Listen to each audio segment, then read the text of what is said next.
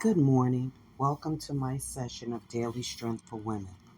I'm doing this one a little different. I'm reading from a book, and I just want to get started giving honor to my Lord and Savior Jesus Christ because He's so worthy to be acknowledged and praised on this day and any other day. Wouldn't you agree? God bless you and your loved ones. I hope this will be an enlightenment to someone. Let's get started. Our choices matter, but he refused. Genesis 39:8. A swimming instructor in New Jersey saw a car sinking into the North Bay, and he heard the driver inside screaming, "I can't swim," as his SUV quickly sank into the murky waters.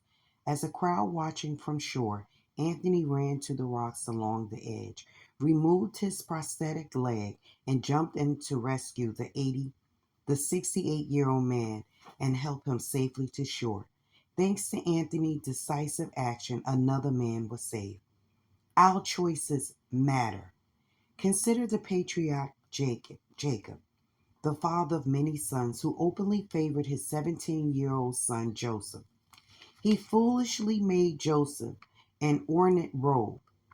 The results: Joseph's brothers hated him, and when the opportunity arose, they sold him into slavery.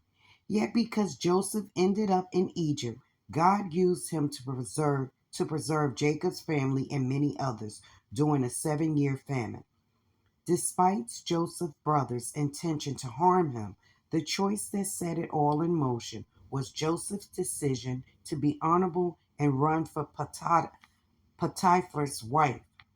The results was prison and an eventual meeting with Pharaoh.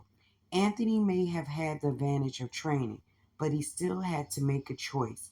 When we love God and seek to serve Him, He helps us make life affirming and God honoring choices. If we haven't already, we can begin by trusting Jesus. What was the results of a choice you've made? How has God's Spirit led you to make wise choices?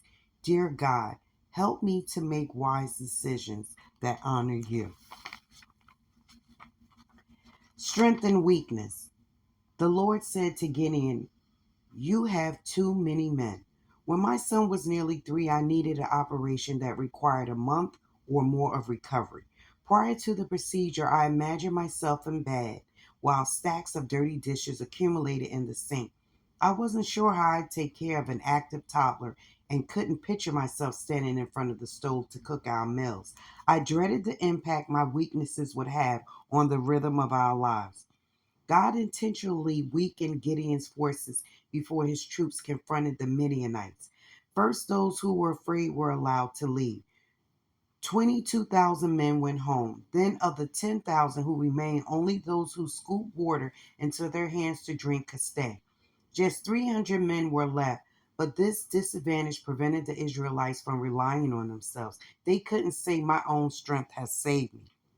Many of us experience times when we feel drained and powerless. When this happens to me, I realize how much I needed God. He encouraged me inwardly through His Spirit and outwardly through the helpfulness of family and friends. I had to let go of my independence for a while, but this taught me how to lean more fully on God because His power is made perfect in weakness. We can hope when we can't meet our needs on our own. How have you experienced God's powerful made how have you experienced God's power made perfect in your weakness? How could you help someone else who's experiencing weakness? God, I want my life to display your power, even in weakness. Help me to depend more on you each day and to feel your strength when I struggle. When has God made you feel his power through your weakness?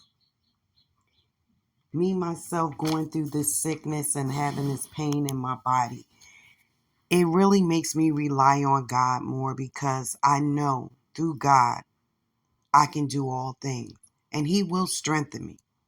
But sometimes He'll shut things down just for us to get close to Him. So I just want to thank you guys for listening to this. If you feel that there's something that you're experiencing in your life that you have no control of, seek God first and He will give you the answer.